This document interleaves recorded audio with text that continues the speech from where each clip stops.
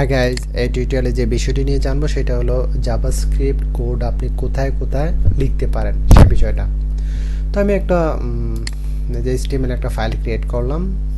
এর মধ্যে ধরেন আমি ফার্স্ট টিউটোরিয়ালে বলছি যে হেডের মধ্যে, তারপর হচ্ছে বডির মধ্যে, তারপরে হেডের মধ্যে, তারপর হচ্ছে এক্সটার্নাল ফাইল হিসাবে। তো এগুলো প্র্যাকটিক্যালি দেখি। তো আমি প্রথমে একটা বাটন ক্রিয়েট করি, একটা প্রোগ্রাম লিখবো আর কি। এটা একটা টাইপ দেই,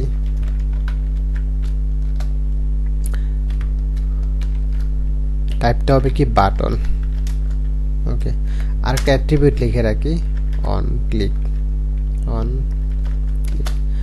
এটা হচ্ছে যে আমি যেখানে বাটনে ক্লিক করলে যে কাজটা করবে সেটা। তো আমি বাটনে যে নামটা শো করবে সেটা দেই ক্লিক। আপনি যা লিখবেন তাই শো করবে।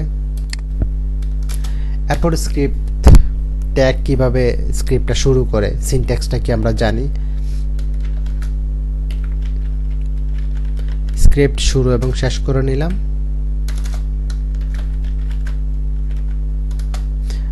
ওকে, তো এর মধ্যে লিখব প্রথমে একটা ফাংশন ক্রিয়েট করি। তাহলে ফাংশন কিওয়ার্ডটা লিখতে হবে। ফাংশনের নাম দেই সাপোজ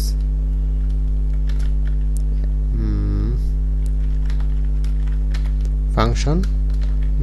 জাস্ট আমি এভাবে লিখলাম, আপনি অন্যভাবে লিখতে পারেন, সমস্যা নেই। সরি, ফার্স্ট ব্র্যাকেট শুরু এবং কার্লি ব্র্যাকেট শুরু এবং শেষ করে নিলাম। ওকে, ডকুমেন্ট ডট গেট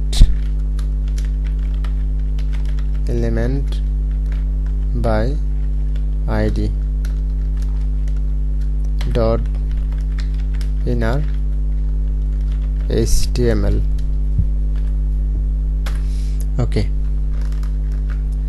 এর মধ্যে ধরেন আমি কিছু একটা লিখি, বাংলাদেশ।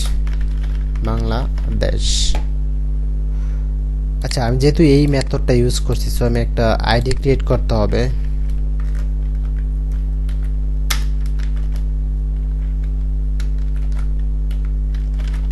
ডেমো দিলাম, আপনি যে কোনো নাম দিয়ে দিতে পারেন। এই আইডি নামটা এখানে দিতে হবে, ডেমো। এখন এই যে ফাংশনের নামটা আমি কপি করে জাস্ট এই যে এখানে দিলাম।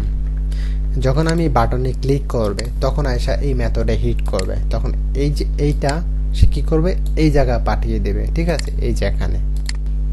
ওকে, কন্ট্রোল দিয়ে সেভ করলাম। এখন আমি আউটপুট দেখি, এটাতে ডাবল ক্লিক করি, ক্লিক করলাম।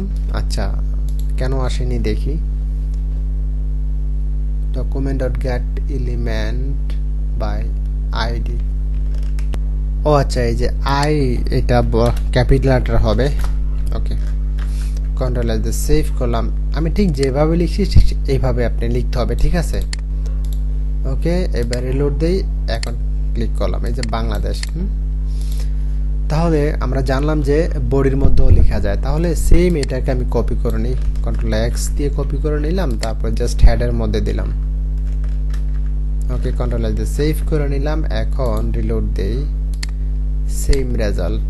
তাহলে আমরা জানলাম যে বডির মধ্যে লেখা যায়, তারপর হেডের মধ্যেও লেখা যায়।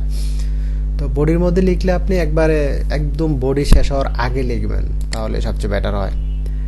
এখন জানি যে এক্সটার্নাল ফাইল হিসাবে কন্ট্রোল এক্স দিয়ে এটা কপি করে নিলাম। এগুলো আপনি রাখলেও পারেন, না রাখলেও পারেন, সমস্যা নাই। কন্ট্রোল সেভ করে নিলাম। এখন একটা ফাইল ক্রিয়েট করে আমি রাইট বাটন ক্লিক করে নিউতে গেলাম, তারপর টেক্সট ডকুমেন্ট, ফাইলের নাম দিলাম সাপোজ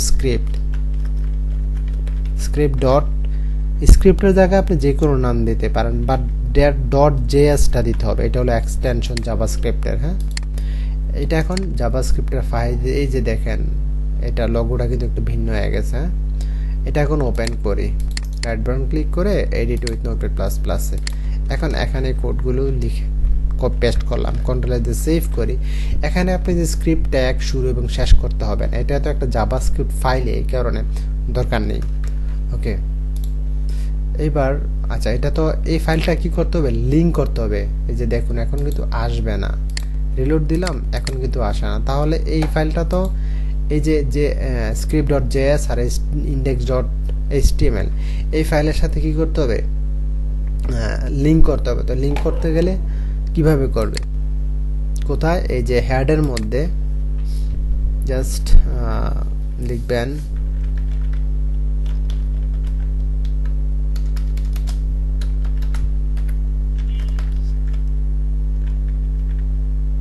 এসসি আর আচ্ছা স্ক্রিপ্ট, তারপরে এসআরসি সোর্স এসআরসি। ওকে, এখন এই ফাইলের নামটা দিয়ে দেবেন script.js, তারপরে এটা শেষ করতে হবে স্ক্রিপ্ট।